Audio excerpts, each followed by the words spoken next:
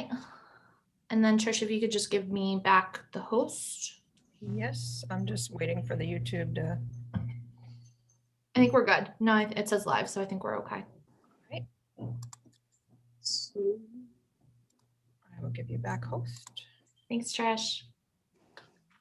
You're welcome. So when you're ready, Jenny, just let me know. I think we're good to go, Senator. Okay, thank you very much, Jenny.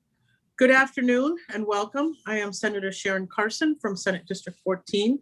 Today, we will be holding a meeting of the Senate Judiciary Committee. Before we get started, I'll read through a checklist to ensure that the meeting that we are holding is in compliance with the right to know law. As chair of the Judiciary Committee, I find that due to the state of emergency declared by the governor as a result of the COVID-19 pandemic, and in accordance with the governor's emergency order number 12, pursuant to Executive Order 2020-04 and its extensions, this public body is authorized to meet electronically. Please note that there is no physical location to observe and listen contemporaneously to this meeting, which was authorized pursuant to the governor's emergency order. In accordance with the emergency order, I am confirming that 1, we are providing public access to the meeting by telephone, with additional access possible by video and other electronic means. We are utilizing Zoom for this electronic meeting. All members of the committee and selective legislative staff have the ability to communicate contemporaneously in this meeting through this platform. And the public has access to contemporaneously watch and/or listen to the meeting on Zoom or YouTube and via phone by following the directions and links provided on the General Court website. 2, we have provided public notice of the necessary information for accessing the meeting in the Senate calendar.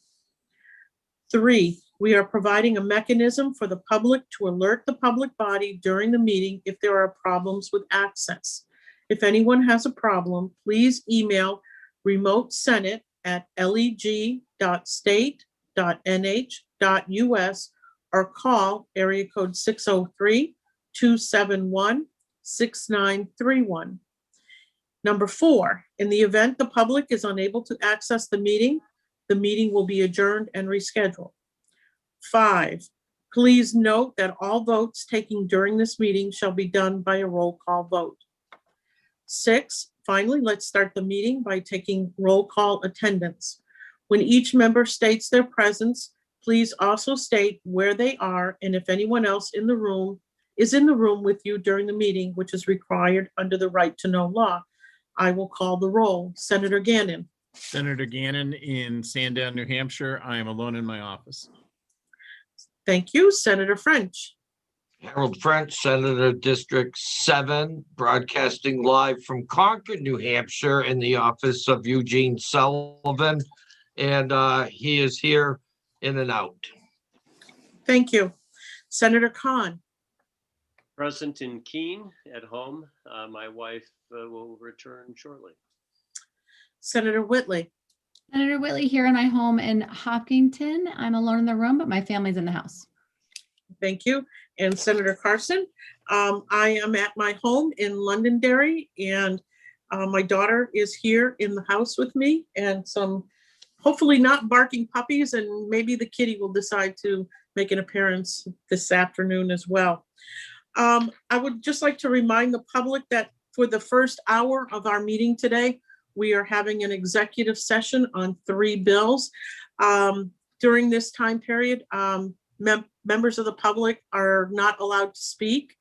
This is the opportunity for the committee to discuss these bills and come to some sort of consensus on whether or not we're going to pass them, we're going to hold them, or we're going to kill them one way or another. So I just wanted to make sure that people understood the process, that this is really the time for the committee to discuss the dispositions of the bills.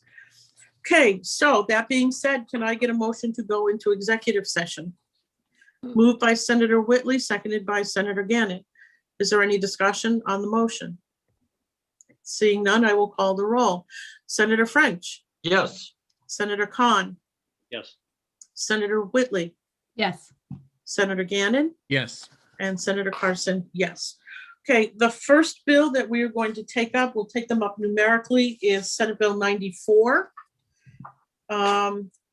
We do have an amendment to Senate Bill 94, which is number 0816S. So can I get a motion on Senate Bill 94? Senator Whitley? Yep, I move the amendment ought to pass. Okay, Senator Khan? I move ought to pass on Senate Bill 94. Okay, is there a second on Senate Bill 94? Senator Gannon seconds the ought to pass motion on 94. So now we will take up the amendment, which is 0816S. Senator Whitley had moved ought to pass. Is there a second on the ought to pass motion on the amendment? I'll second it. Okay, Senator French. Is there any discussion on the amendment? Yeah, I just wanted to, if I may. Yes, please. Yeah, I just wanted to say, particularly on the amendment, I know that a lot of folks came together and worked on the amendment, and I just think it's a collaborative effort to really address all the concerns. And I commend the juvenile justice transformation team and all the advocates for, bringing us amendment that really works for everyone. And I think this is an important next step, particularly as we're building the system of care for children with behavioral health concerns. I think this is a great next step to making sure we're getting kids the support that they need at the right time, at the right place. Thank you. Is it appropriate for me to say ditto? Yeah. Because I completely agree. I just want to applaud all the groups and the individuals who came together to work on this amendment. I would like to thank Mr. Ribson, who got everybody together and came up with this resolution. I've checked the amendment over to make sure that everything that they had wanted was included in the amendment. So I feel that the amendment is good to go. Is there anyone else who would like to add anything? I really think this is an important first step as we go about transforming our juvenile justice system. This is something that we really and truly need to do, because we've got to stop these kids from ending up in our judicial system. And I think this is a good way to address particular needs these children have and try to get them the help they need before they go down the wrong path. So again, just a great job on all the folks working together. Senator French, you look like you might want to say something. No, I just have to agree with both of you. I think this is timely and it's a good piece of legislation. Thank you. Okay, are there any further comments on the ought to pass motion on amendment 0816? Okay, seeing none, I will call the roll. Senator French, Yes. Senator Khan, Yes. Senator Whitley, Yes. Senator Gannon, Yes. and Senator Carson, yes. Okay, we have an ought to pass motion. Can I get an ought to pass motion as amended? Senator Khan moves. Is there a second? Senator Whitley seconds. Is there any discussion on the ought to pass as amended motion? Senator Khan. Thank you, Madam Chair, and I'll offer much the same kind of testimony on the as amended motion. This is a treatment-oriented bill. It accelerates assessment. It defines the need for services, and it is attempting to divert people from and kids from future the problems that caused the initial charge to be brought against them. I think this is we heard a lot of parties come together and speak in favor of this, and I do think this motion is ready for the full Senate, and I sure hope that this passes. Okay. Okay, are there any further comments or questions on the ought to pass as amended motion? Okay, seeing none, all in favor, oh, I have to call the roll. I keep going. Aye. I know, I wish, Aye. we'll have to get back into that, the swing of it when we actually get back into Concord and we meet in person. Okay, I will call the roll. Senator French, Yes, Senator Khan, Yes. Senator Whitley, Yes. Senator Gannon, Yes. Senator Carson, yes. I move Okay. consent. I don't know, do you folks want to put this on consent, or does anybody want to speak to it? Do we want anyone to speak to it? That's, It's up, Do I you don't know, wanna? I mean, Well- I don't need to speak, but, I didn't You- know. The Senator only, Whitley? yeah, I mean, the only reason I think it, we would consider it is just sort of making that connection towards the work that the Senate has done really collaboratively and in a bipartisan way to build the system of care for kids and that system integration piece. So if we just want to put that on the Senate floor, that sort of bipartisan nature of this work to get kids the right care at the right time. I'll leave that to you, Senator Carson, because I know you have led that work for many years. I'll withdraw the motion. Okay, well, we'll leave it on to pass as amended, 5-0, and I will speak to it on the floor. And I would hope that Senator Whitley would join me as well in speaking, because she's right. This truly is a bipartisan effort to do better for the kids of the state of New Hampshire. And so we'll do that. I think that's fine. Great. Thank you, That sounds- Senator Whitley. Thank you. Next, we have Senate Bill 111. I'd like to make the motion to retain this bill. I can see this is my bill. There's merit to passing this, but I think there's unresolved issues. I think, I know that I received an email from the trial lawyers this morning raising some concerns, and I'd like to be able to get everybody in the room and see if we can resolve this and come up with something that's going to work with New Hampshire. There has been prior legal precedents concerning this issue on medical monitoring. So at least to try to take a stab to see if we can come up with something that can work for the state of New Hampshire. I'll second that motion. Okay, so we have a motion to retain. Is there any further discussion? That seems like a really great move. I think this is a bill worthy of discussion, and getting folks at the table, in the room together, I think will make it into an even better bill. So I'll support this also, the re-referral. Okay, so we have a motion to re-refer. I will call the roll. Senator French, That would be a yes.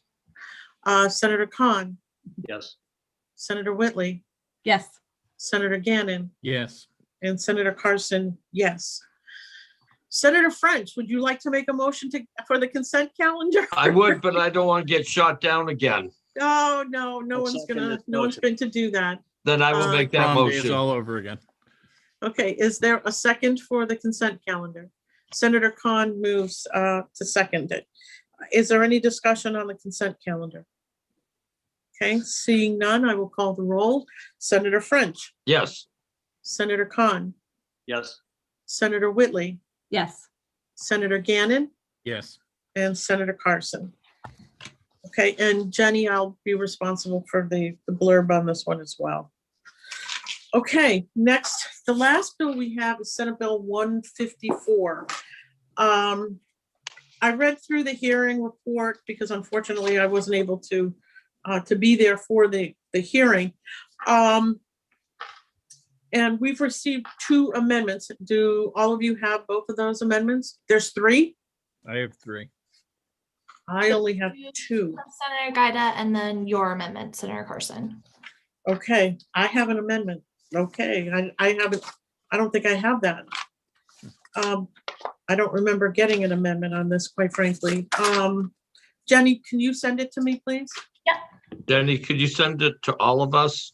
I will send everybody all 3 amendments. Senator Carson's is 0842S, And then Senator Guidas are 675 and 734 respectively.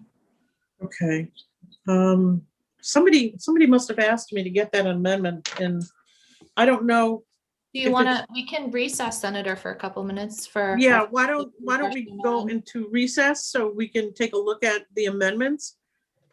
Because the only two that I have are both from Senator Gaida. Hmm. Okay, Jenny, Okay. did you send that? Oh, you did. Thank you. When do you want to come back, Senator?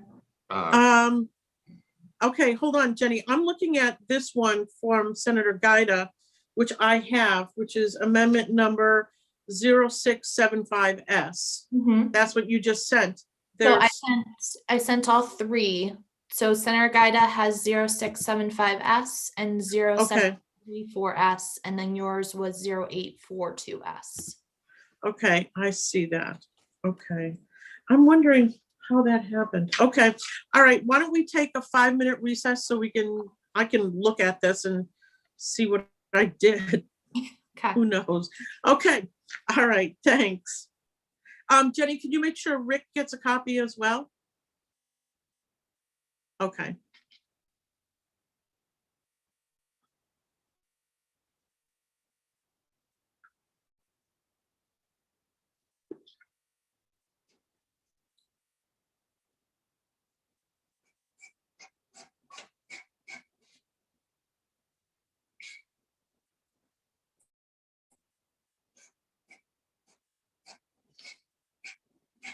Hi, Rick.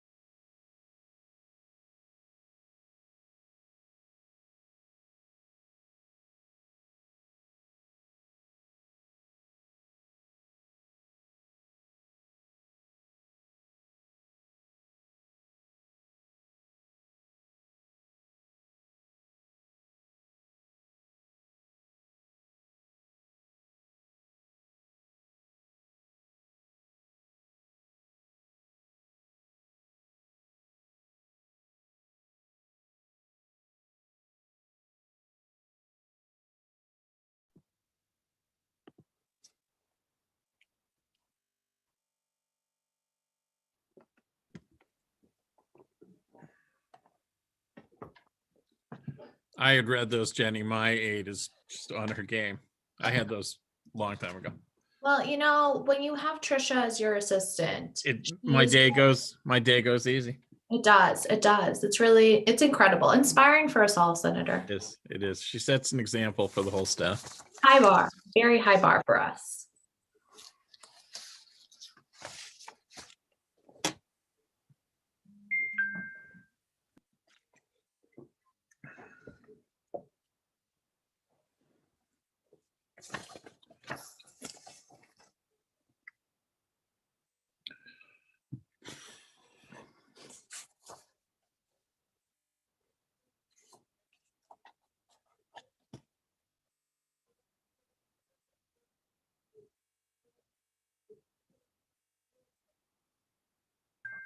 I just had to get on and say, I didn't know you'd be listening.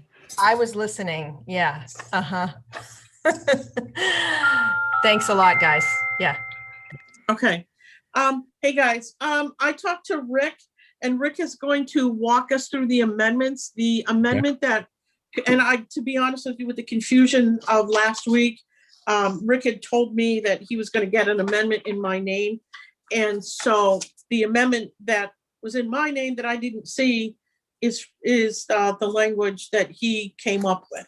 So he's going to walk us through the 3 amendments, point out what the differences are, and we'll take it from there. Because, like I said, I wasn't here for the public hearing, and I don't want to steer anyone in the wrong direction with inaccurate information. So, did we hit the time limit thing? I can't hear you, Jenny. Yes? We have yet. We're past the 5 minutes, so we're all set to go back in. Okay, terrific. Thank you. I'm going to take the committee out of recess and thank everybody for hanging in there with us today.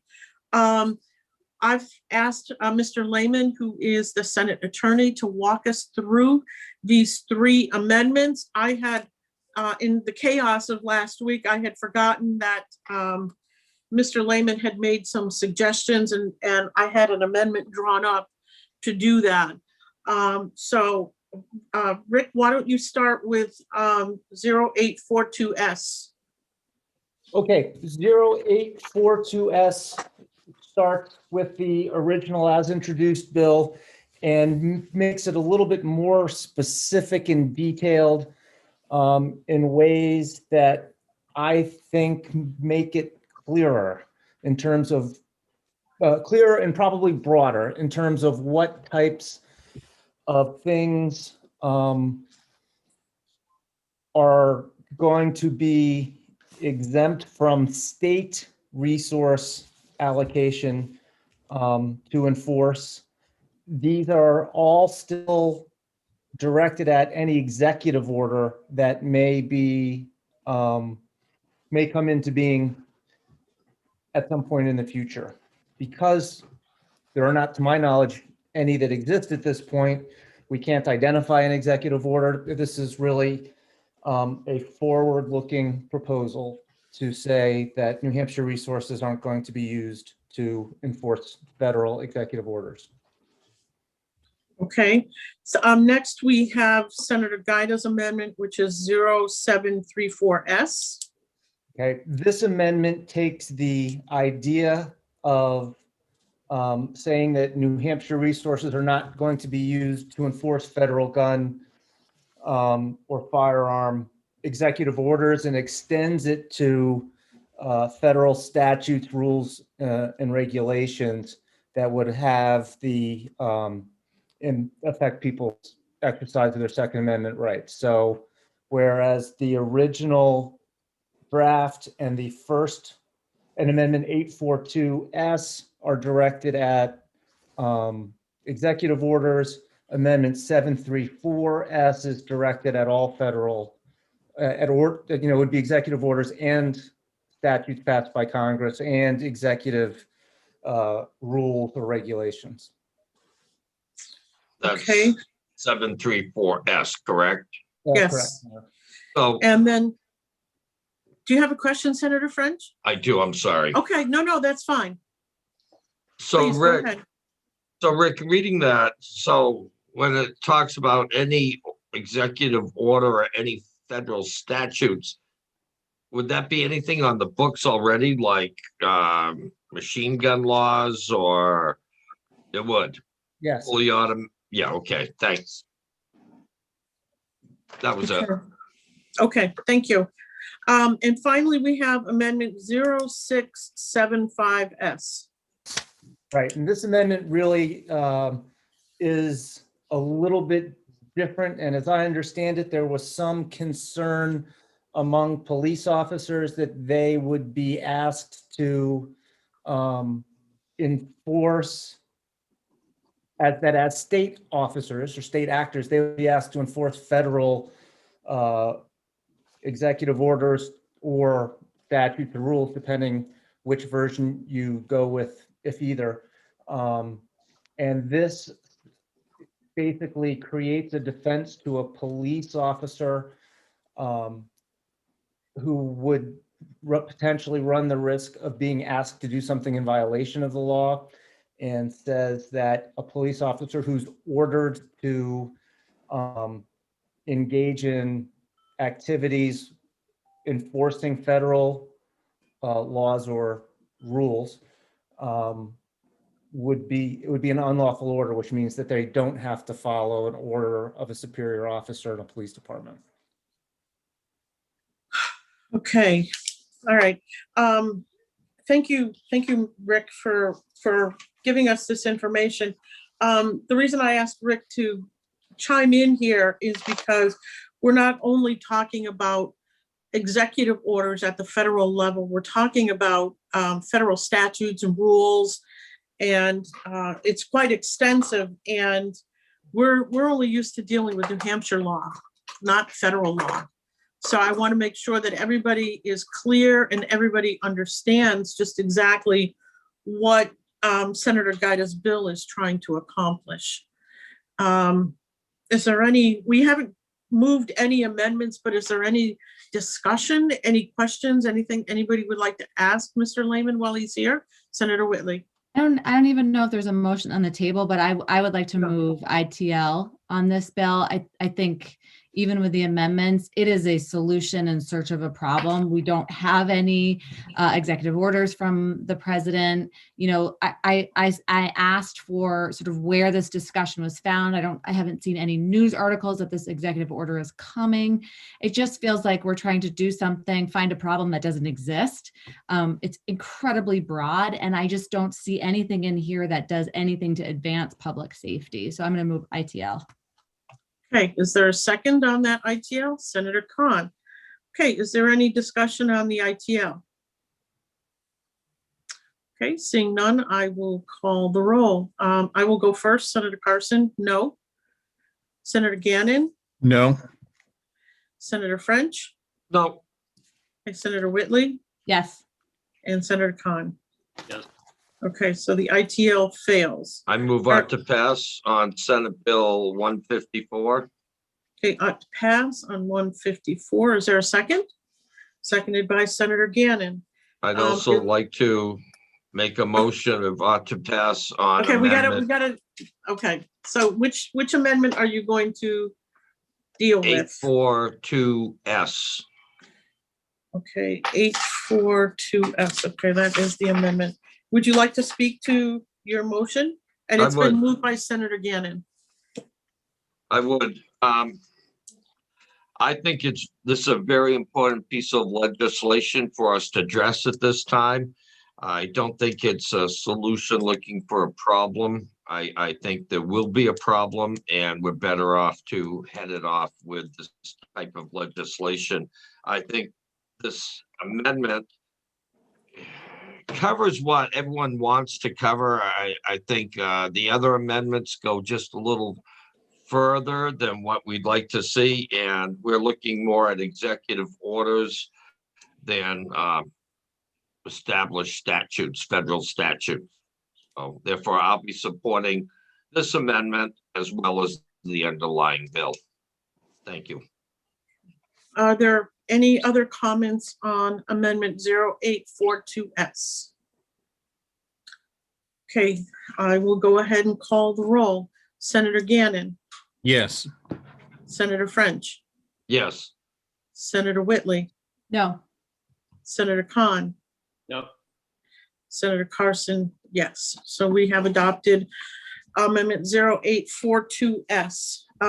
Is there any other amendment that the committee would like to move that is either 0734S or 0675S? Are there any motions on either one of those amendments?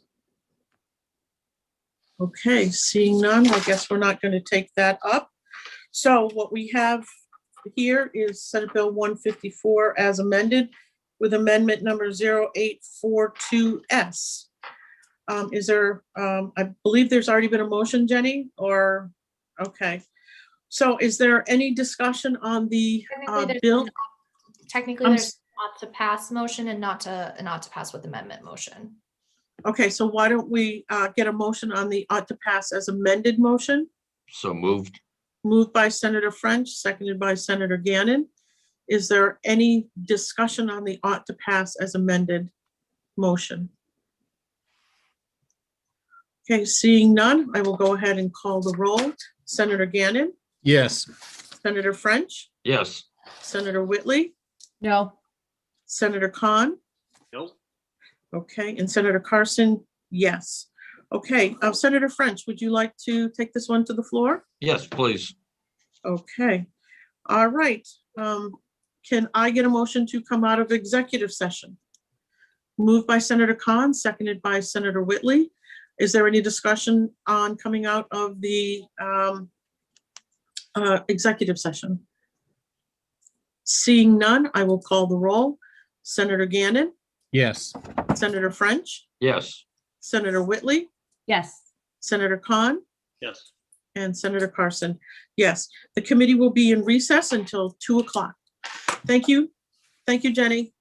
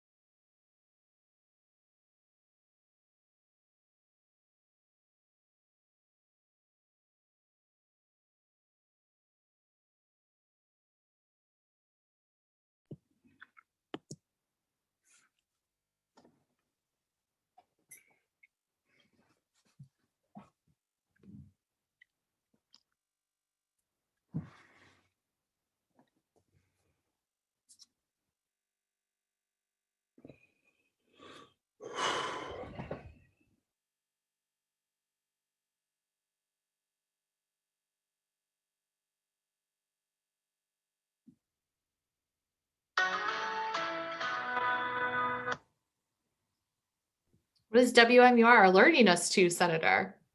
I don't know. As long as my name isn't there, I'm happy camper.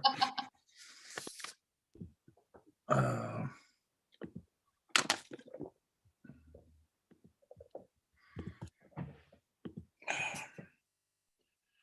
not going to be able to buy any unpasteurized frozen dairy products.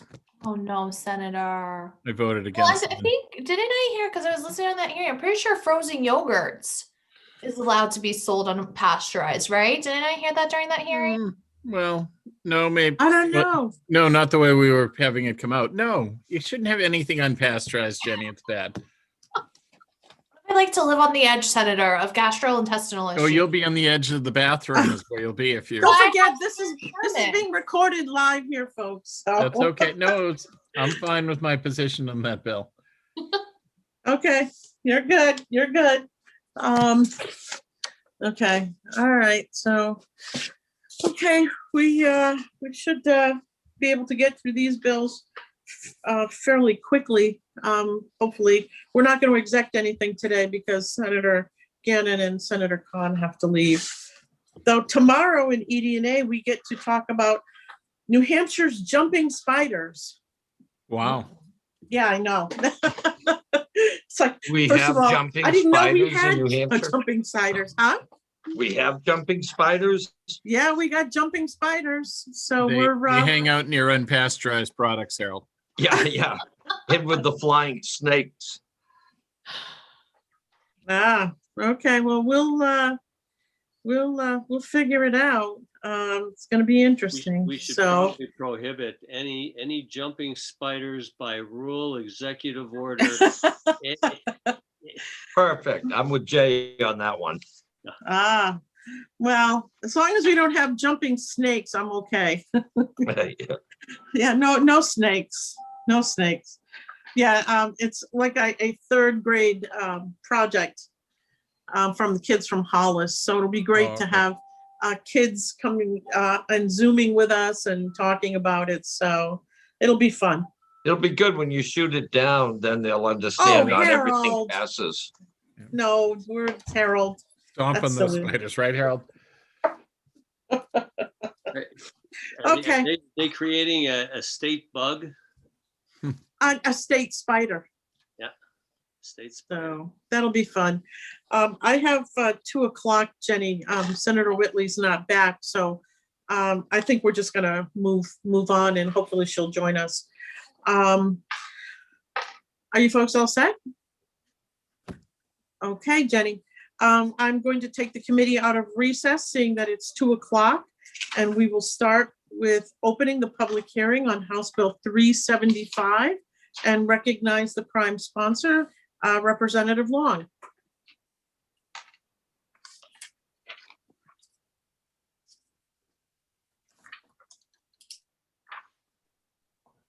Good afternoon, Chairwoman Carson, members of the committee. I'm assuming you can hear me. Yes, we can. Okay, great, thank you. House Bill 375 is a result of a request from Lieutenant Louis of the Manchester Police Department that I had a discussion with to understand the problem and look for its potential solution. My first question was on valueless contraband. We all place value on an item that may have value to us, however, not of value to someone else. It was explained to me that the items that we're talking about taking up valuable space in our evidence room, for example, a backpack with toothbrush, dirty socks, and underwear, also property that the auctioneer would not include in an auction that, in their opinion, would not receive a bid. My second question was on a time frame that would be expended in seeking the owner of said property, and the answer was over the required 90 to 180 days. The attempts in locating the property owners were more often difficult because of the transientness of this population. Also, if not of value, they were not interested in recovering the abandoned property. As a Manchester alderman, I recall discussions on leasing space for the expansion of evidence and adding evidence technicians to the department's complement. Of course, they both came up at an added cost.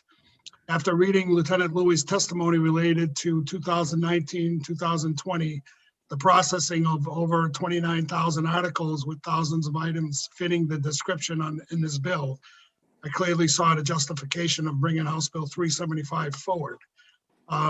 Now, my understanding is Senator Gannon received a communications with respect to a potential amendment if the committee so moves of adding the sheriffs and also putting after the chief or the high sheriff's designee, and that would be up to the committee. I can certainly help in any manner you need me to. And I want to thank the committee for their consideration. And I ask that it leaves your committee with a favorable recommendation. Thank you very much for your testimony, Representative Long. Are there any questions from the committee?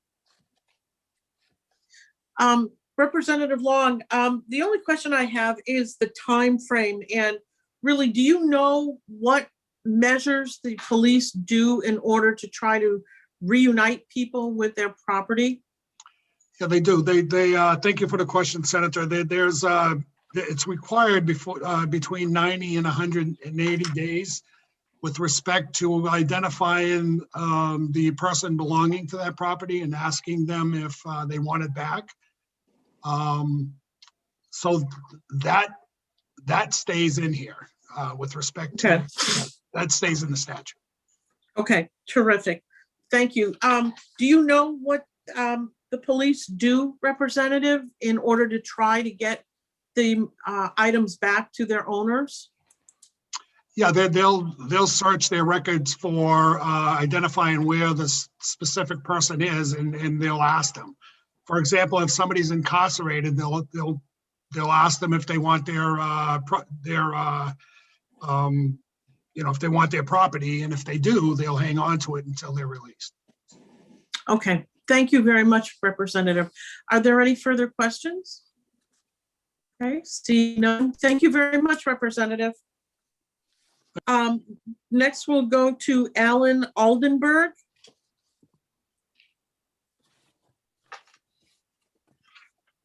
Good afternoon, Chief. Good afternoon, Senator Carson, committee. I'll be very brief. Representative Long covered it. This is just a good piece of good legislation, not just in particular for Manchester PD. I have an evidence room that we moved into this building in 2012, and I'm already at and beyond capacity in my evidence storage area.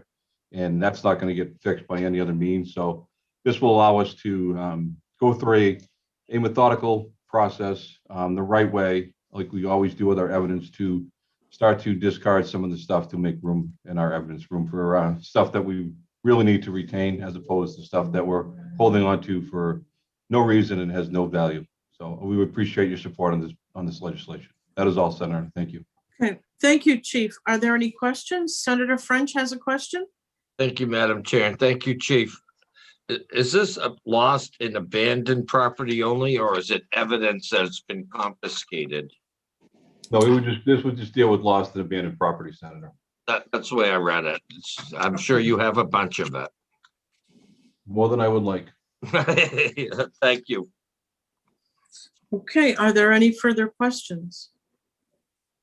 Okay, seeing none. Oh, Senator Khan has a question. Just, Chief, I'm putting, you indicated that you would auction the remainder of the goods just in, rather than just dumping them. Is that one of your options? We would auction that stuff that has value, Senator, but the stuff that we're looking to purge from our evidence storage area really has no value to any auctioneer or anybody in the public. So we would just move to discard it. So that, may follow? Yes, Senator Khan. So you would make that determination? Correct. Like we always do. And if there's anything that is of value, that goes to an auction per the statute in our policy right at this point. This is just stuff that is, somebody calls and says, hey, I found this piece of property on my street. I found this in my yard. It has no value to anybody. Like the Representative Long said, it could be discarded clothing. It could be stuff that was brought in on arrest and the person never retrieved it. Toothbrushes, some pretty very non-valuable stuff. And non-evidence. Correct, non-evidence. Yep. Thank you, Chief. Thank Madam you. Clerk. Okay, are there any further questions for the chief? Okay, seeing none. Thank you, chief. Margaret, do we have anybody in the waiting room that would like to testify on this bill? I don't think so. If anybody else would like to testify, if you could virtually raise your hand. Senator, do not see anybody. Okay, since we have no other testimony, I will go ahead and close the public hearing on House Bill 375. The committee will be in recess until 2:15.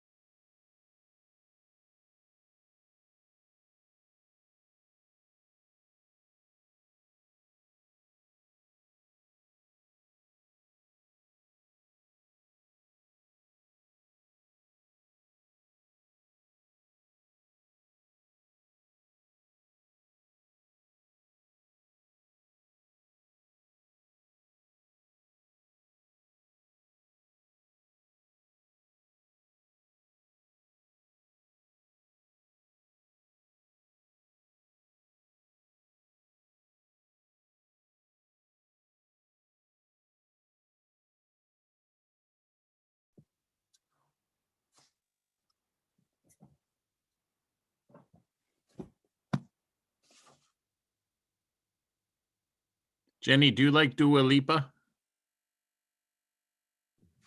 Senator, I was thinking to myself, I was like, I see Senator Gannon back on the call. What is he going to ask me about this time, if not unpasteurized milk? And I got to be honest, Dua Lipa was not what I thought we would be speaking about. Okay.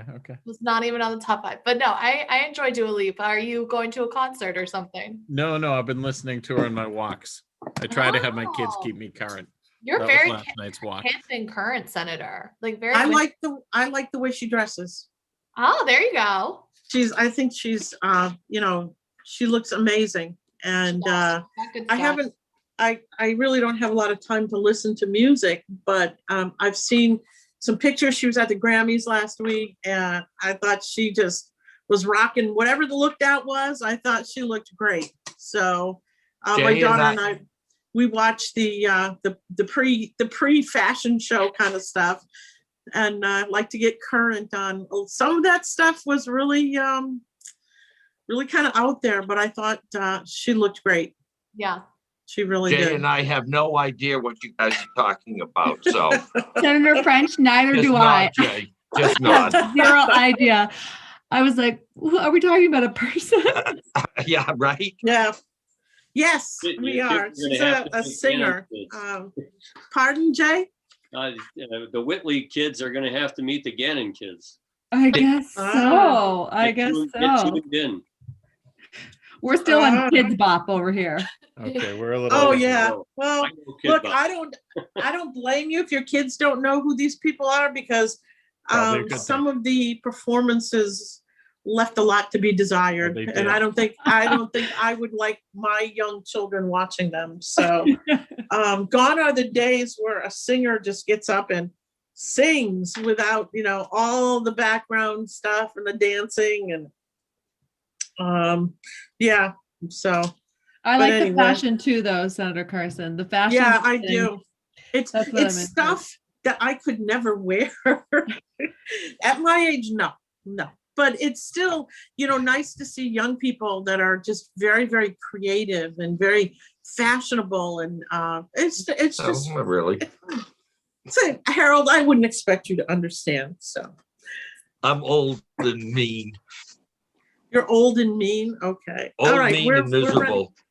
Okay. All right. On that note, I will take the committee out of recess, and we will open the public hearing on House Bill 427. I do not have the prime sponsor signed up to speak. Do you know if Representative Altschiller is in the waiting room? Yes. Okay, why don't we identify Representative Altschiller so she can introduce the bill?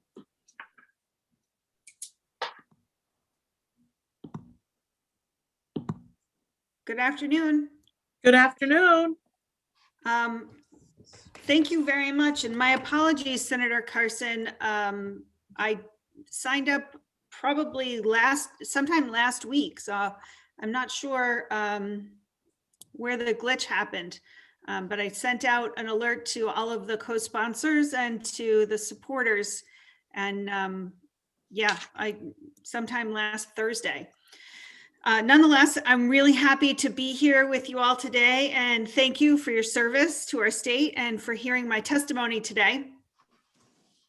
I'm not sure, I don't see myself on screen. Am I on screen or no for you? No, we don't see your photo, but we can hear your voice very well. Okay, good enough. Great. So we're here for House Bill 427, prohibiting corporal punishment of children in state agency programs. Children in New Hampshire deserve to grow and learn in an environment free from violence. Unfortunately, we cannot guarantee that for every child, and the place where they should be most protected and safe, their home, can be a place of physical, sexual, and emotional abuse or tragic neglect. As a state, we have made sincere efforts in putting supports in place to help families create and sustain safe and nurturing homes. Not everyone is successful in that endeavor, and on occasion, the state must step in to protect those children.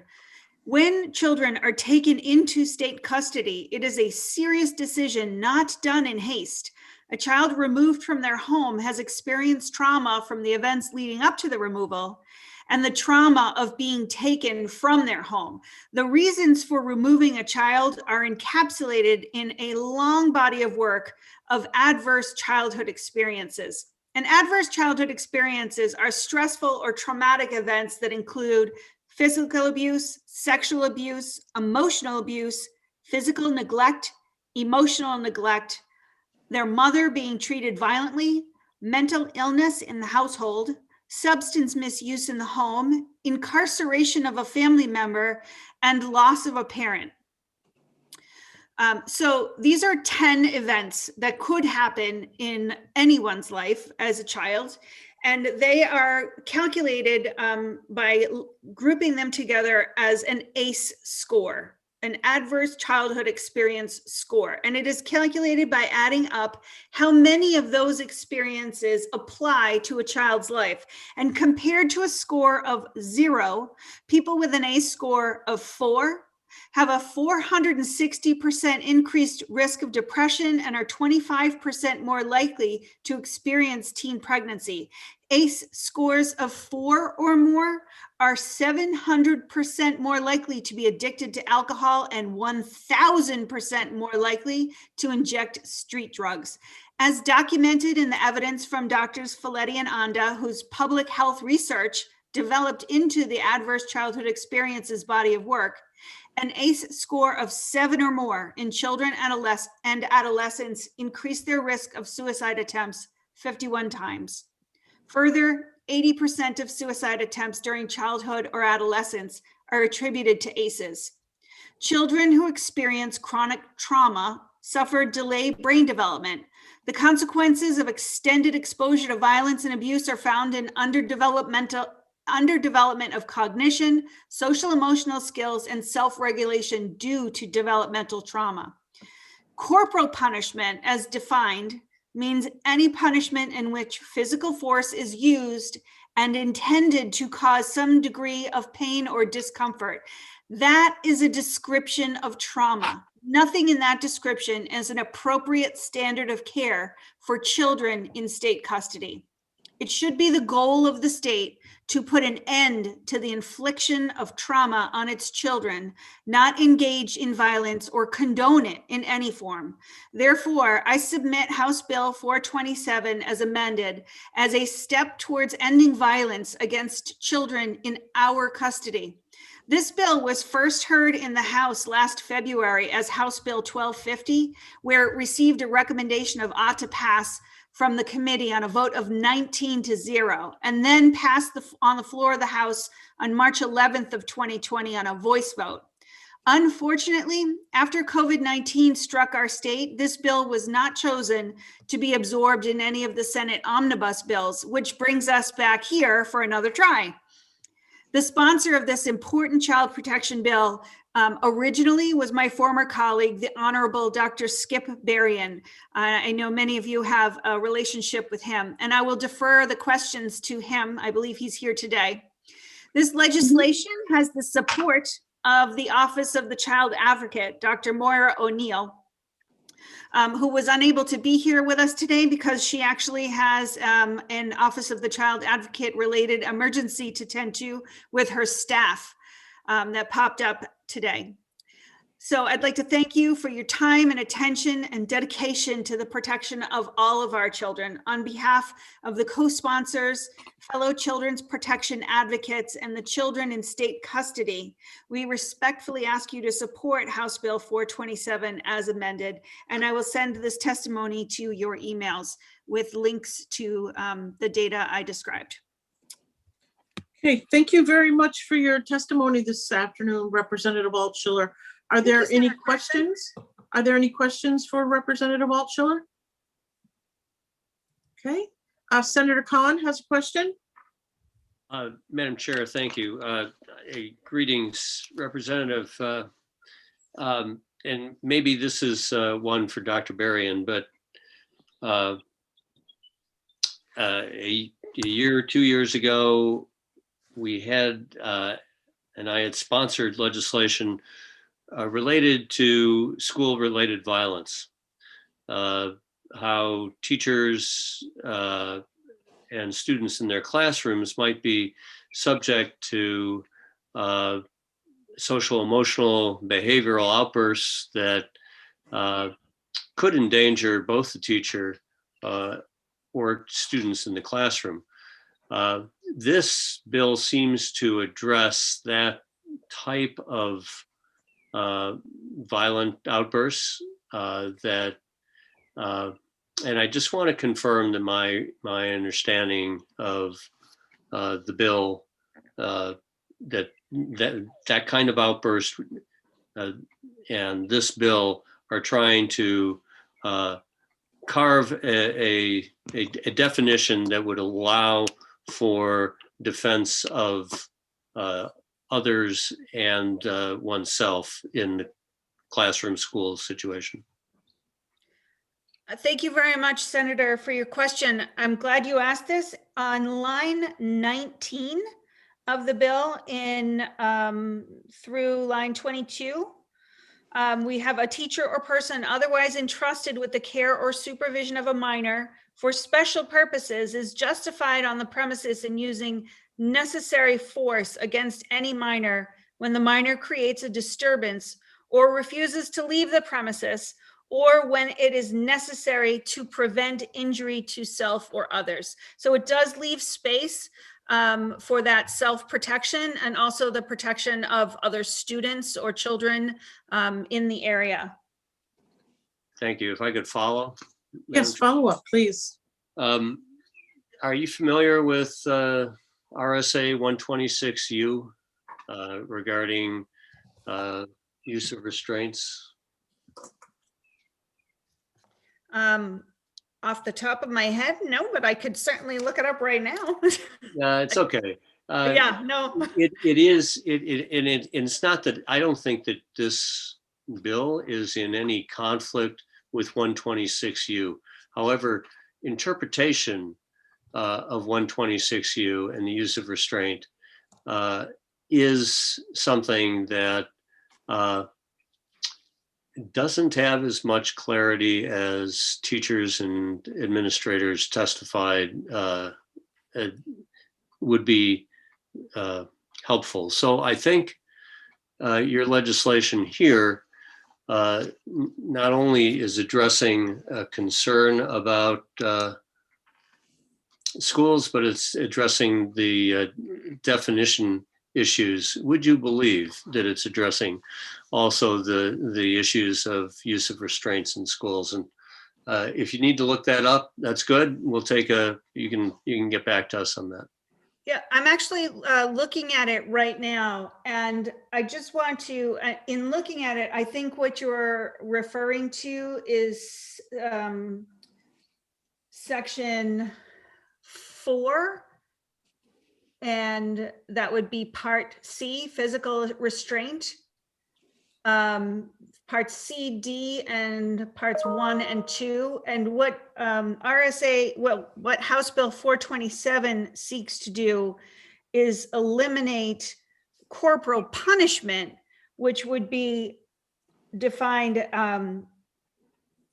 as using degrees of pain or discomfort to humiliate or to create a control in a way that is beyond the scope of self-defense, if that makes sense. I'll take it. Thanks. Yeah. Senator Whitley has a question. Thank you, Madam Chair. And to Senator Khan's point, Representative Altschiller, thank you for bringing this bill and for your work to protect New Hampshire children. Do you think that the definition of corporal punishment that sort of carves out this issue of restraint as defined in 126U, do you think that addresses Senator Khan's point?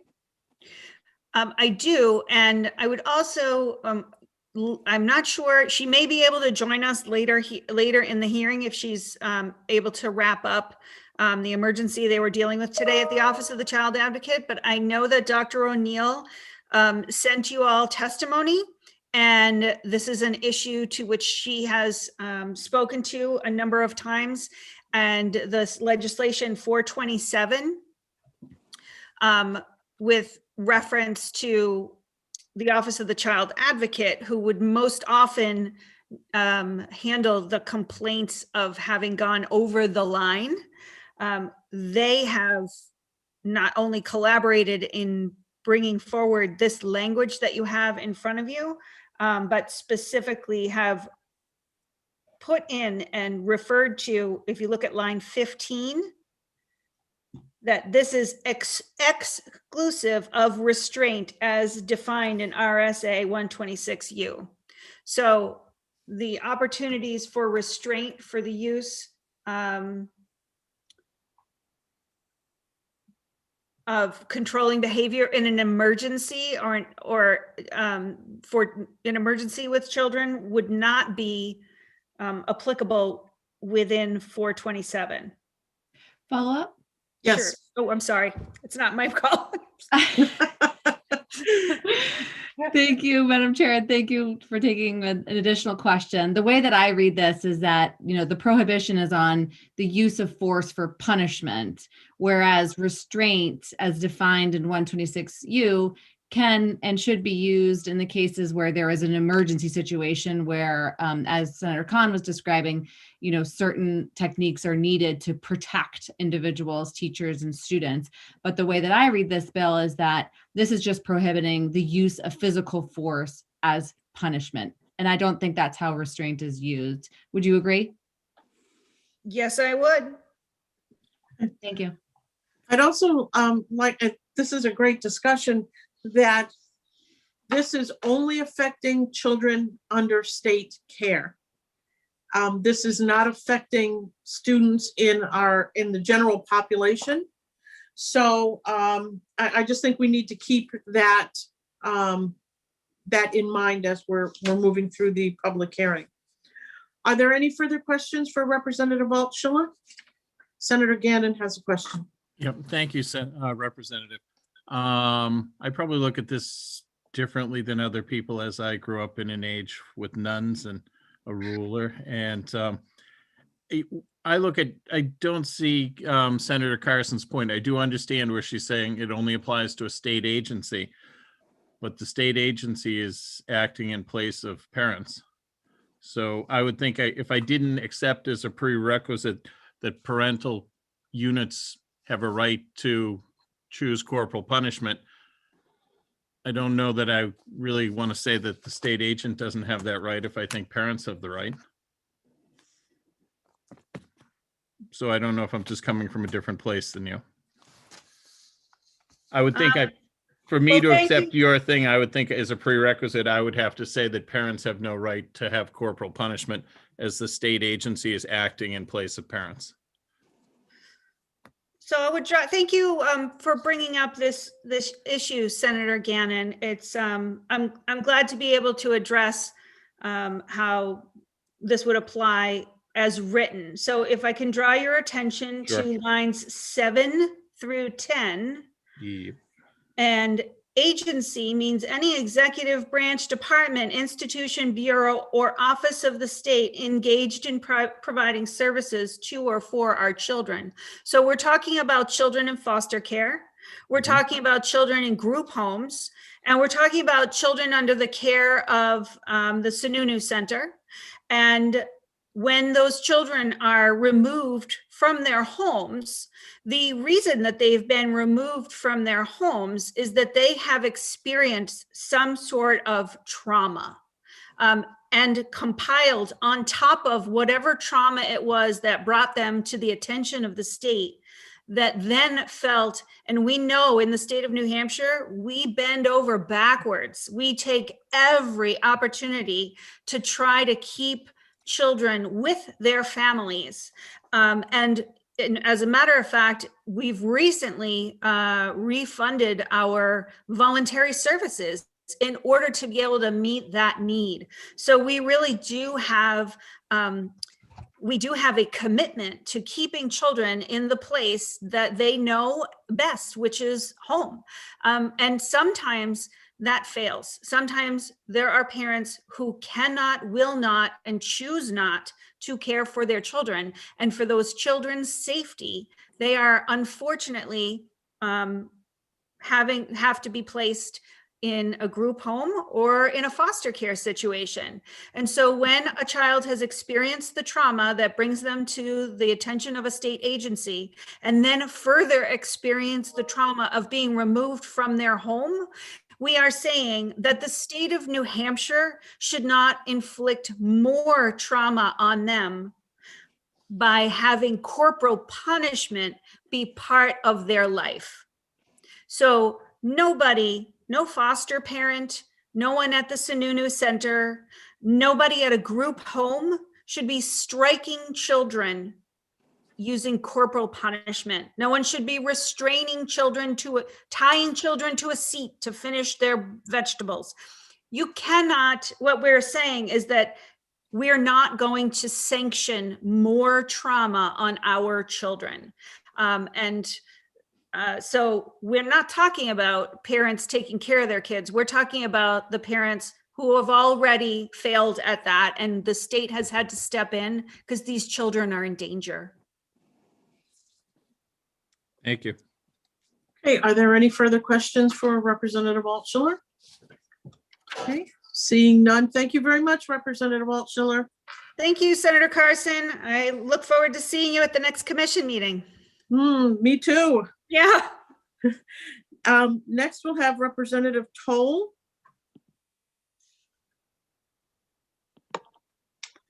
Good afternoon. Can you hear me? Yes, we can. Honorable members of the committee, I am co-sponsoring HB 427, a bill to prohibit corporal punishment against children in state care. I am co-sponsoring this bill because I believe that New Hampshire's governing bodies have a moral imperative to act to keep our residents safe, especially our children in state care, who are the youngest and most vulnerable Granite Staters. Corporal punishment against children is a tragedy that severely damages both their physical and their emotional well-being. This is a fact supported by major children's rights advocates, including the American Academy of Pediatrics. The science is clear. Children who are taught that violence is a solution are overwhelmingly more likely to become aggressive adults and themselves violent perpetrators. Banning corporal punishment against children is not a new idea. Many countries across the world have banned this practice, including many other democracies such as Sweden, France, Germany, Finland, Denmark, Iceland, and Norway. The idea of legally harming children in state care, children who are often poor and are disproportionately likely to have experienced previous trauma, is appalling. Well, we need to get at the root causes of what leads so many kids to be in foster care: poverty, addiction, and the lack of parental education. In the interim, we need to protect those who are there from facing even more trauma. I think the vast majority of New Hampshire constituents, regardless of political party affiliation, would support this bill. We share the fundamental belief that our kids should be kept safe. I cannot emphasize this enough. Children who are under the care of the state have already experienced some form of trauma. It is the responsibility of the state of New Hampshire to protect our children from any more physical, emotional, or psychological harm. That is why I'm asking you to support HB 427. Thank you for hearing my testimony. I'm going to defer any questions to the prime sponsor or any medical experts on the call. Thank you very much. Thank you very much for your testimony. On the off chance, is there a committee member who would like to ask a question? Okay, seeing none, thank you very much, Representative Toll. Next, we'll talk with Skip Berrien.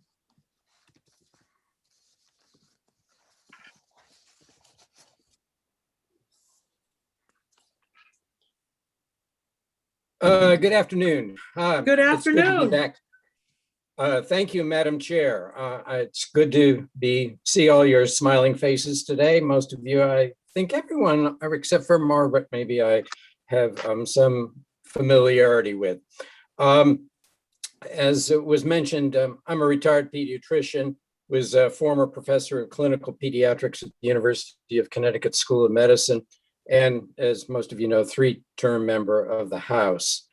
I really have been interested in this problem of corporal punishment back many decades when I first became aware of the groundbreaking research that was done right here at UNH by Dr. Murray Strauss. I know that it brings strong feelings, both pro and con, based upon personal experience.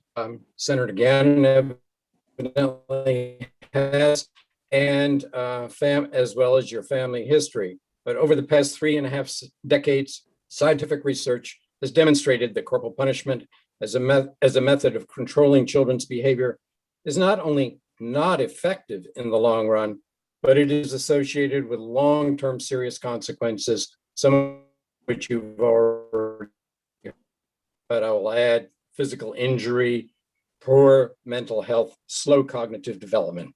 All of these have very high social costs associated with it. So the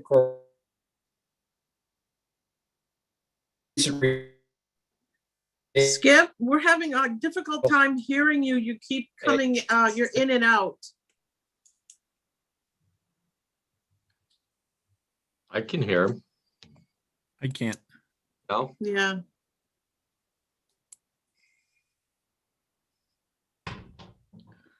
I think we might have lost him.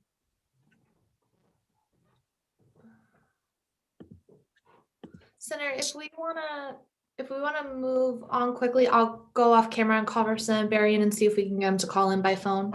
Okay, that'll be fine. Why don't we go ahead and do that, Jenny? Margaret, why don't we hear from, I think, and I don't think I'm gonna pronounce this correctly, Resmi Oral? Okay. Resmi, we don't see you on the waiting list. If you could virtually raise your hand, or if you're calling in by phone, if you could press *9. I do not see her, Senator. Okay, let's go to David Finkelhor. And David, also, if you could virtually raise your hand or press *9 if you are calling in by phone. I also do not see David. Okay, let's try Suso Jerez. Yes.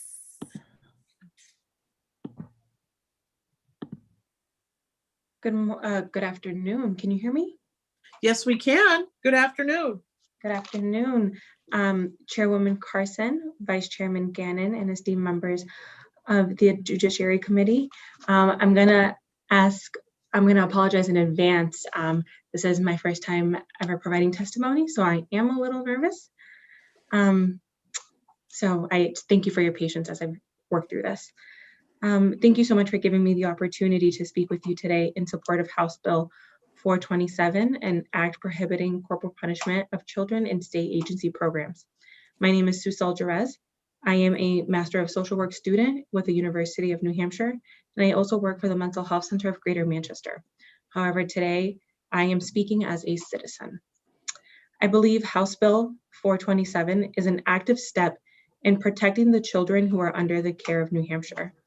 A study conducted in 2009 stated that harsh corporal punishment has often been considered child maltreatment and has been identified to leave serious psychological and psychosocial effects on children. The study also stated that a history of exposure to harsh corporal punishment has been associated with behaviors such as aggression, delinquency, antisocial behaviors, violent behaviors, depression, and suicidal behaviors, to name a few. When you compare the results of this study to the state's goal in reforming our juvenile justice system and improving outcomes for the children of New Hampshire, it seems contradictory.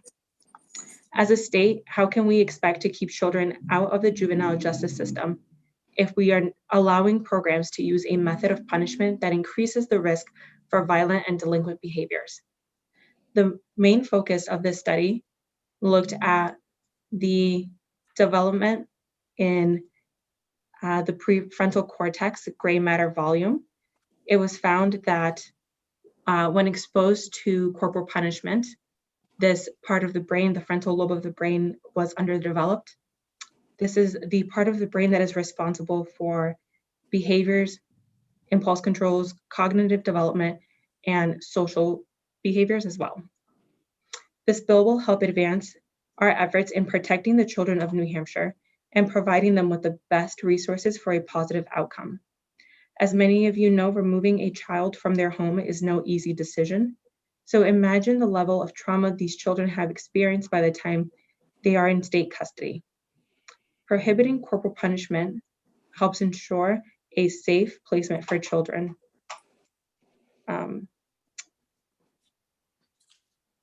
And will promote our desired outcomes for these children. The children in our system already carry adverse childhood experience scores. These scores are based on a 0 to 10 scale, and each traumatic experience a child faces before the age of 18 adds to this score. House Bill 427 will help us keep those scores as low as possible by not adding to them while a child is in our care. A study done in 2017 of 101 women who had been in foster care showed that the average ACE score was 5.68 on this ACE scale. This number only reflects a sample of 101 women, and this study did not dive into the effects of corporal punishment. Knowing what we do about the negative effects of corporal punishment, you can imagine what ACE scores must look like after experiencing corporal punishment in a state program that has been designed to keep children safe and promote healthy and successful futures. Our universal goal is to ensure healthy and safe environments for children to grow in. Unfortunately, for many children in the state, their homes do not provide this. So let's let our state programs serve as this enriching environment that children need. I strongly urge you to vote in support of House Bill 427. Thank you for your time. Thank you for your testimony this afternoon, Ms. Jerez. Are there any questions from the committee? Senator Gannon. Thank you, Ms. Jerez. I keep hearing, and I heard you say it many times, harsh corporal punishment. And maybe I grew up in a different time with Leave It a Beaver, and the father was a different figure, but the punishment was never, corporal punishment was exceedingly light. And in my family, it was exceedingly, the whole neighborhood I grew up in, if we were touched once or twice in our whole lifetime, it was a gentle love tap to put us back in line. I'm not saying spare the rod, spoil the child, but I'm just saying I see a huge difference between harsh corporal punishment, leaving a mark. Those things are certainly very offensive to me, as opposed to a light discipline of a young child once or twice in their life, spanking. Again, if the state is acting in place of the parents, I have a hard time taking away a light corporal punishment.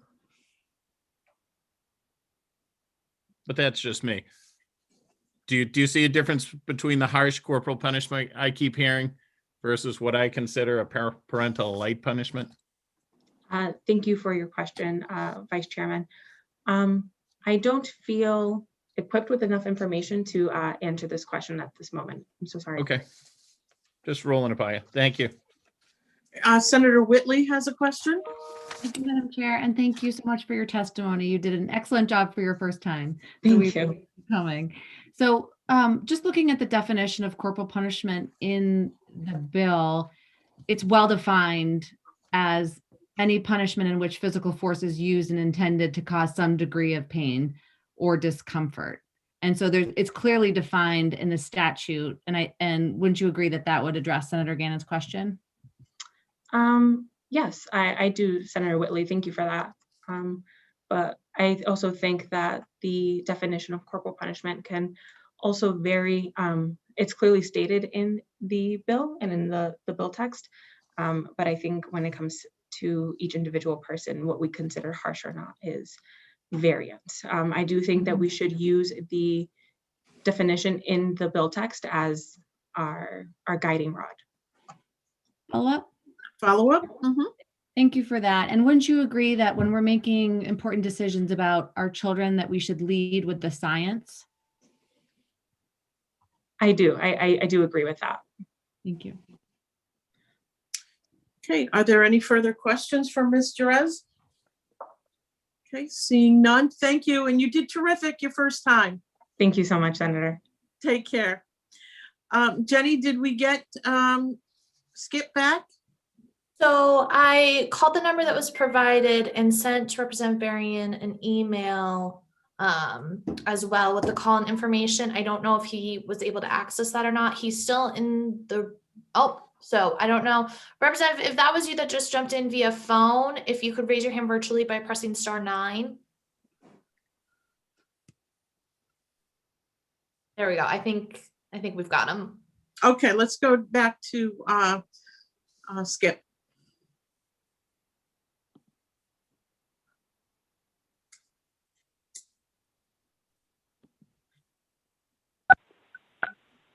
Hi, Skip. I'm unmuted. You're fine. We can hear you. Good. I'm gonna get.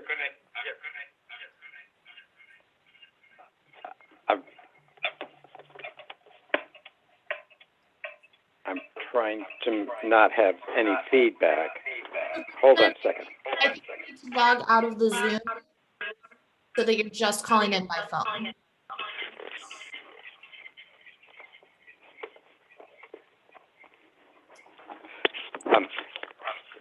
Thanks very much, Jen, for getting in touch with me so I can clarify some things. We're getting can you hear me okay? There is some feedback. What I'm going to do is I'm going to remove you from the Zoom so that your phone number is the only one calling in right now, okay? Thank you. Okay. Okay. There we go. This is better. That should take care of it. Okay, thanks very much.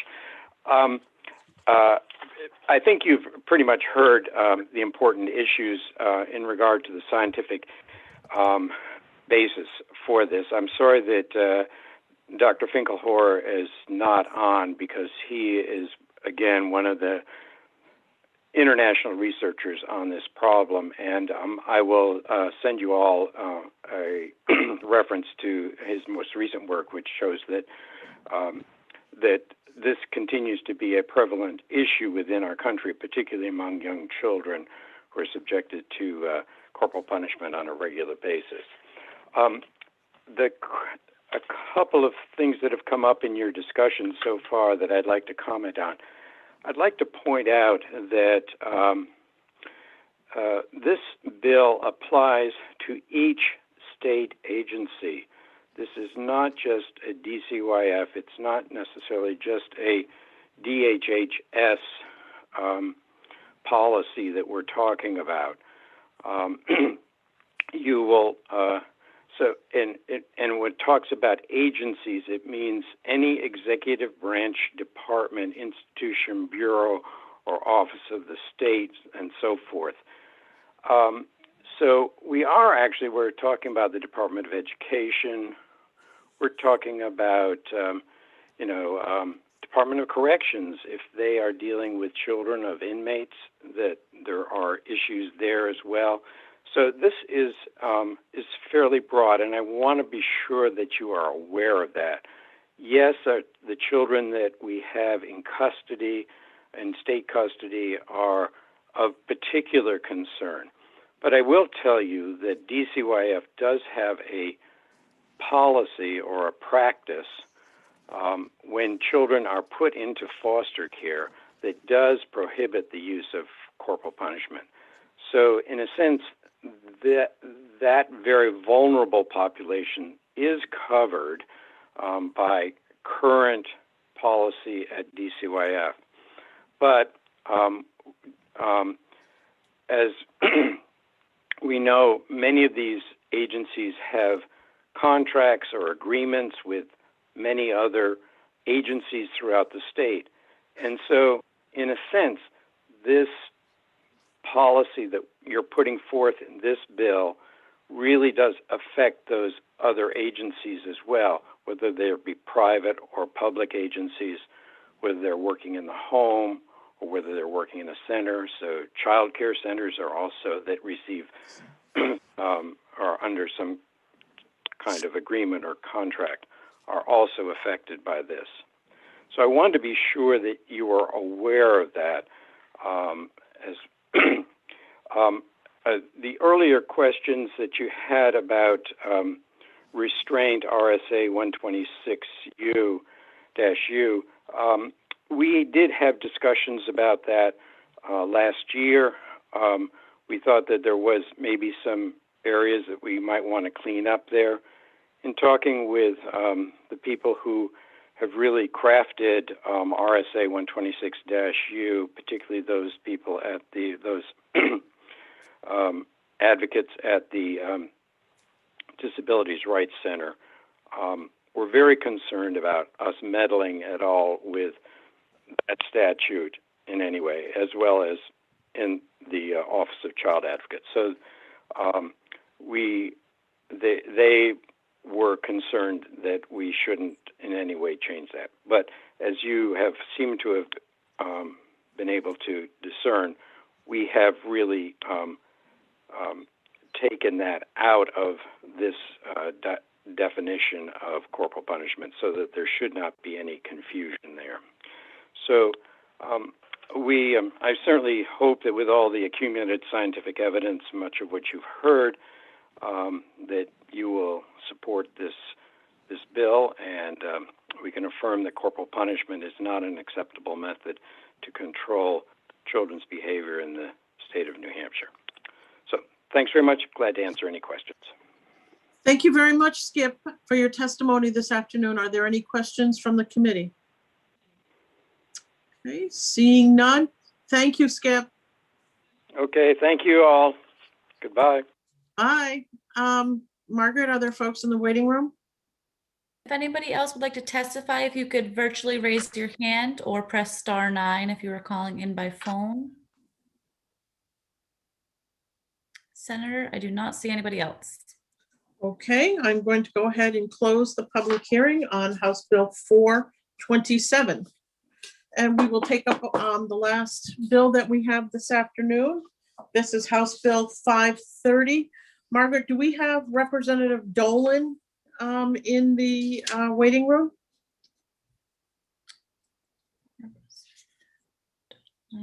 I do not Hey, see Representative Dolan. Is there Representative Lekas or Lekas? Lekas? No. Okay. What I'm going to do is I will just go ahead and introduce the bill. I know that we're going to be losing Senator Khan, and I believe we've lost Senator Gannon as well. Good afternoon, Senate Judiciary Committee. For the record, my name is Sharon Carson. I represent Senate District 14, comprising the towns of Londonderry, Hudson, and Auburn. And I have for your consideration this afternoon, House Bill 530, an act relative to candidate background checks for law enforcement officers. This bill allows an employer to share certain information with a law enforcement agency about a candidate for a position as a peace officer or other position within a law enforcement agency. Since I'm just introducing the bill, I will not take any questions. So we will move on to the only person that we have who has signed up to speak, and that is Maddie Daniel. Maddie, I do not see you in the waiting room. If you could virtually raise your hand or press *9 if you're calling in by phone. Well, we have two hands up. Okay. Andrew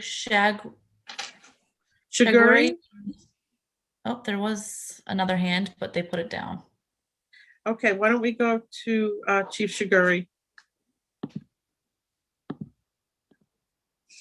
Good afternoon, Chief. Good afternoon. Thank you for taking my call on this. This House Bill 530 is very similar to the section in Senate Bill 94 that's already passed. The two differences, one is a very minor one. It talks about applicant versus candidate. But the other part of it, and that's different between the two bills. This one is under the section on backgrounds of town employees, municipal employees. 41.9 B is background investigation on all town employees, and this was added afterwards. The Senate bill was drawn up to put it into the section on police standards and training council. So that's probably the big 106 L17. Other than that, the language is virtually identical. Other than that, candidate versus applicant. Okay. Thank you for your testimony. Are there any questions from the committee? Great. Senator Khan? Thank you, Madam Chair. I mean, somewhere along the way, I need it cleared up about how this can be mandatory on a previous employer. There seem to be it seems to be setting up conflicts with other written agreements or statutes that allow for privacy. And then, not everybody is in state, and so potential conflicts with out-of-state employers seems to exist as well. So I've had conversations with others in law enforcement regarding this, and just wanted to share. I don't find this workable in the form that it's currently stated. Okay, thank you very much, Senator Khan. Are there any further questions for Chief Shiguri? Seeing none, thank you, Chief. All right, thank you. Margaret, is there anyone else? I do not see anybody else. If anyone else would like to testify, if you could virtually, oh, we do have Hunter Porter. Okay, let's put, I believe it's Mr. Porter through.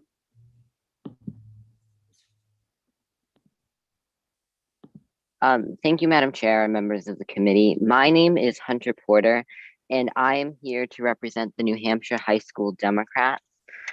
We are in support of HB 30 because it is a common sense policy that would allow law enforcement agencies to practice more discretion over who they hire and improve the quality of our police forces.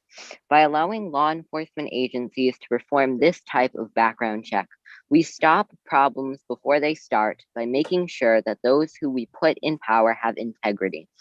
This is especially important in jobs that face the public because we place so much responsibility in their hands. Police are trusted with multiple high-stress jobs as part of their employment, and it's important that those who are hired are confidently able to handle those tasks.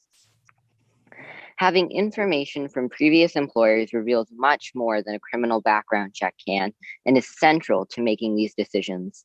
Secondly, using background checks like these could actually potentially save money for police departments. When police have been caught with misconduct in the past, we have seen lawsuits brought, and the resulting legal fees can be a significant burden on a department. While the additional cost of doing a more comprehensive background check is something to consider, it is outweighed by the money that police departments save when they hire trustworthy people. Finally, this legislation would also benefit everyday citizens, knowing that these departments have proper processes in place to find employees and that every police officer has had a comprehensive background check allows people to place more trust in their police force.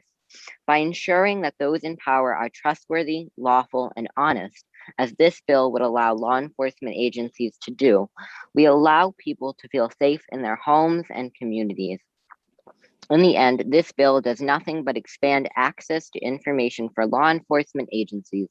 It is not disruptive in any way and would have benefits for both the police force and the people if it were passed. For all the reasons, I ask the committee to recommend ought to pass on HB 530, and I do not wish to take any questions. Thank you very much for your testimony, Mr. Porter. Margaret, are there any other folks? I do not see any other hands raised. And if anybody else would like to testify, if you could virtually raise your hand.